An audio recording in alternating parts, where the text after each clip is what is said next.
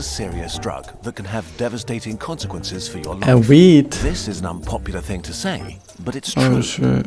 We don't think it should be illegal because for most people using weed isn't problematic or has only mild negative consequences. But about 20% of people who've ever tried it develop cannabis use disorder, and some of them become severely addicted. That's actually a stunning amount of people, and many who start using weed don't know what they're in for. In the US, daily Can you get or cancer near-daily from weed? use has skyrocketed since way before legalization, and there are now more daily users of weed Because than usually when they talk about lung cancer, they talk about nicotine rather than weed. drinkers of alcohol, and most daily users consume very high amounts. In 2023, 1 in 15 adult Americans were suffering from some form of cannabis I addiction. mean, I don't smoke, In so I don't England, know. cannabis is by far the top drug teenagers seek help for. Today, we'll ignore medical use, casual users, and people with mild problems, and instead, we focus on the people who have a serious addiction or are in danger of developing one, even if they're not aware of it. Weed is usually discussed in the context of teenagers because using any drug while your brain is melting and rebuilding itself is a bad idea.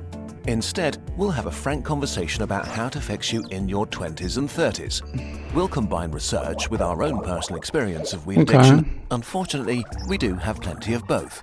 Please check out our sources, but also know this script is written by someone who used weed daily for 15 years before quitting. Okay, so let's get into it. Sounds interesting. Becoming addicted by accident. Okay. Most people slip into addiction gradually and slowly. They start using weed for a variety of reasons, to experiment, to cope or unwind from stress, because it's fun and easily available. I mean, I used to be addicted to nicotine. I tried weed, but I never liked it actually. Weed can make you feel more alive, But and I don't things more smoke anymore. exciting. Music I don't sounds know, I better, movies are funnier, food is a delight. It can be great fun with friends and a major source of comfort. The frequency with which you're consuming weed is the most obvious thing to look out for. It's part of If you're socializing using sometimes. daily or almost daily, this is a clear sign you're developing a For some problem. people. As a daily user, your risk of cannabis use disorder is up to 30%, and certainly a pretty relevant risk since it might take years before you realize the full weight of it.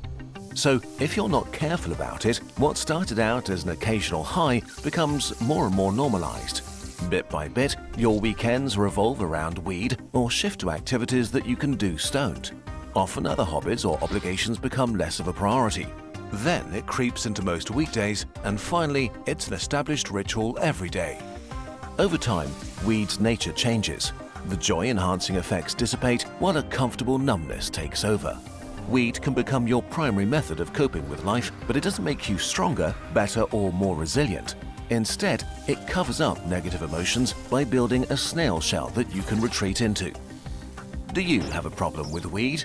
Super easy test. Stop doing it for 4 weeks, starting today. Not tomorrow, today. No matter what you have coming up. If that feels challenging or you can't make it, this should give you food for thought. Once weed has become a daily or near daily habit, the cumulative damage to your life can be profound. But first, let's talk about another thing that can become harmful without you noticing Hashtag it. cat. No Last time I tried weed was like 5 years ago. peace of mind. I don't know, I don't like it. Forever tomorrow. For problematic weed users, life can sometimes progress in slow motion. The addiction keeps you where you are, while your body ages and your friends move forward. But youth masks stagnation. For years, you don't notice how much weed might be holding you back because if you're young, life changes by itself. The outside world takes on the initiative and provides a lot of support for you. You're surrounded by peers, may still have childhood friends, progress through school, start work or university, and find new places and friendships. Moving slowly is kind of okay in your 20s as life naturally throws experiences and challenges at you. But it's still not great for you. This is the time when your body is probably at its peak and you can use it for things you'll not be able to do later, from sports to dating and staying out late, traveling and experiencing the world. It's the easiest time to build a healthy social life, the greatest predictor of how happy you'll be over the next few decades. You'll likely never have fewer responsibilities again, so you can explore and take risks. Spending this time stoned with passive activities like scrolling over reposts on Reddit is something Reddit, you might come on. regret later. You'll never get this period of your life back. As you age out of your 20s, things change Totally. massively.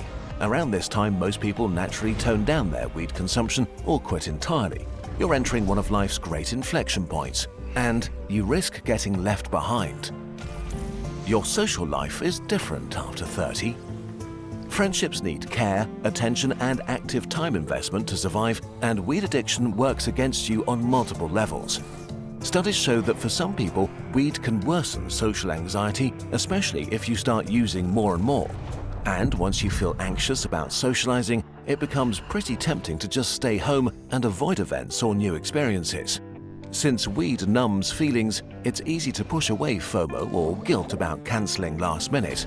You'll go next time. But will you? Speaking from personal experience, So FOMO in this case is a good thing, I unreliable, guess. flaky, or rarely shows up anymore. But the more opportunities to hang out with friends you skip, the fewer will be there in the future.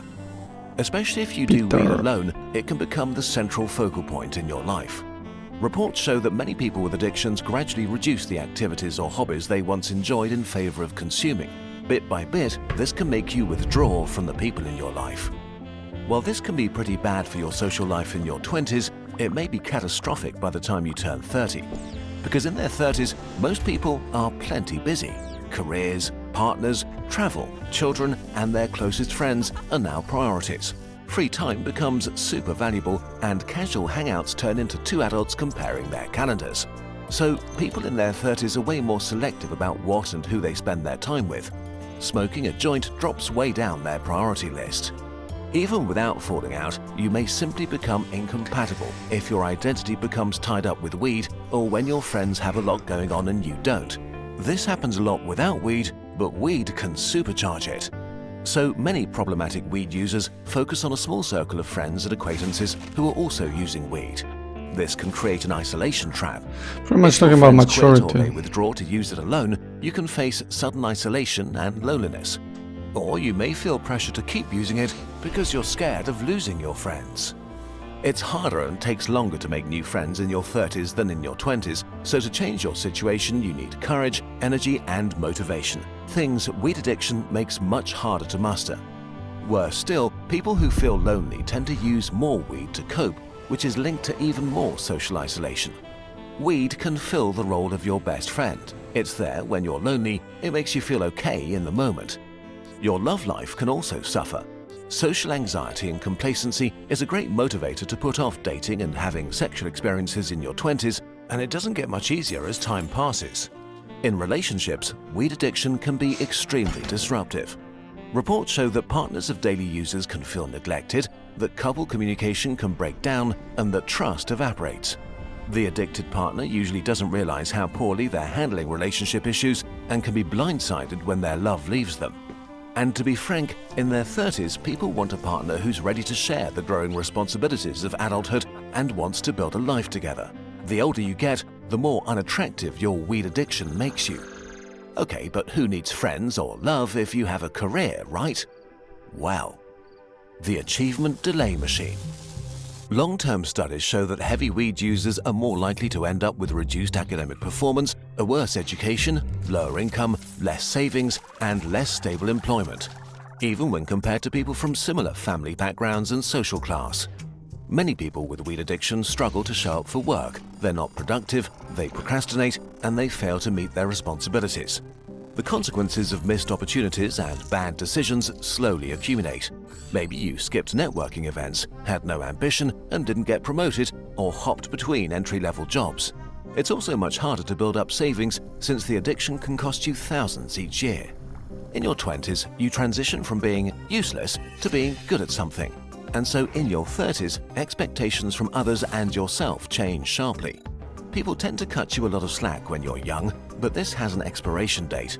The older you get, the worse it feels to compare yourself to peers that are moving on in life and start achieving things. And it's not just career goals. If you spend a decade or two using weed all the time, you grow less as a person. You probably traveled less, went out less, met fewer people, had fewer interesting experiences, and in a way lived less than your peers, which also really becomes noticeable in your 30s. In some studies, long-term chronic weed users had significantly lower life satisfaction, from their motivation and pursuit of personal goals, social Pretty much you're love life, stalling. to careers and options. That's Your how you life put may it. just overall be much less fun and fulfilling than it could have been. On top of all this, your mental health is the final thing that you may erode over time. The prison of weed. What makes weed addiction so devious is how at first it can seem to improve your mental health. It can calm anxiety or depressive feelings, make you more relaxed and feel less lonely. But weed acts on your brain's reward system and the effects can flip without you noticing. Weed can damage your ability to regulate your emotions and can worsen anxiety or depressive feelings and can escalate into serious mental He's burning disorders, his ass. which you might think that you can self-medicate against by doing even more weed.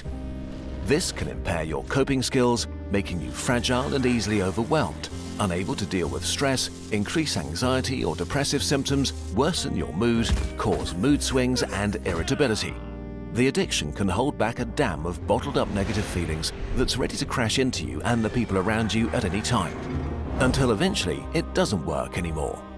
Especially during a mental health crisis, weed can make things much worse for you. On the flip side, there's research that shows that addicted people who give up weed experience a noticeable improvement in their mental health. Here's the thing. All the negatives we talked about, missing your life as it flies by, social isolation and not even getting close to living up to your potential, are not happening sometime in the future, but today. No matter your age, if you find yourself addicted or in danger of becoming addicted, there is a way out.